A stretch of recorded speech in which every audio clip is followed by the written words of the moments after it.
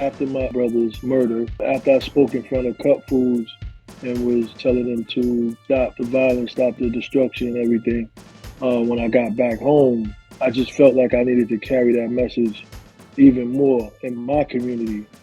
So when I got back in 2020, I started my organization, which is We Are Floyd org.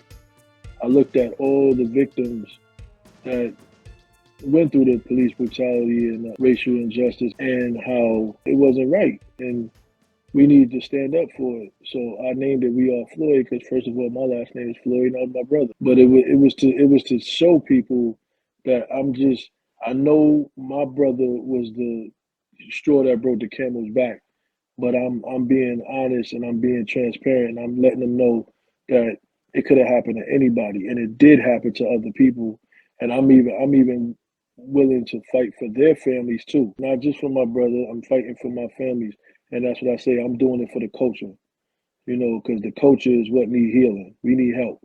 So when I hear of other organizations around my area, like 100 Suits, who make sure the guys that come out of prison are job ready and they understand what's going on out here in the real world, and then Fathers Alive in the Hood, which the acronym spell faith.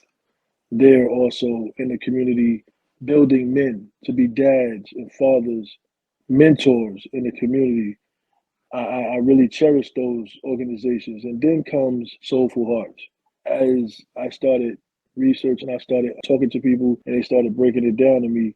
I'm like, oh, okay, I'm not in this alone. I'm not trying to do this alone. There's other organizations out here that's for the same cause, the same movement, for the culture. And as long as it's for the culture, people not being selfish but being selfless, then I'm all for the join up. I'm all for joining and making things happen in our culture, in our community. And I appreciate any organization, but those three sticks out to me because those three are sincere.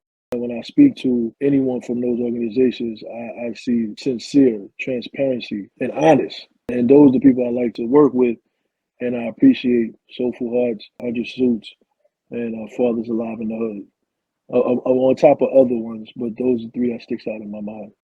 We can't do this alone. And Right. there's always going to be somebody who's closer to the ground, taking care of things from day to day basis, making sure crises are dealt with, helping to mentor young people, helping to mentor older people, doing what needs to be done to keep the community going on. And there are also organizations that may not be as close here, but they can help those organizations in other ways from the national level or the regional level or the international level, as the case may be. So I think that you've just unified all of those things in an excellent way.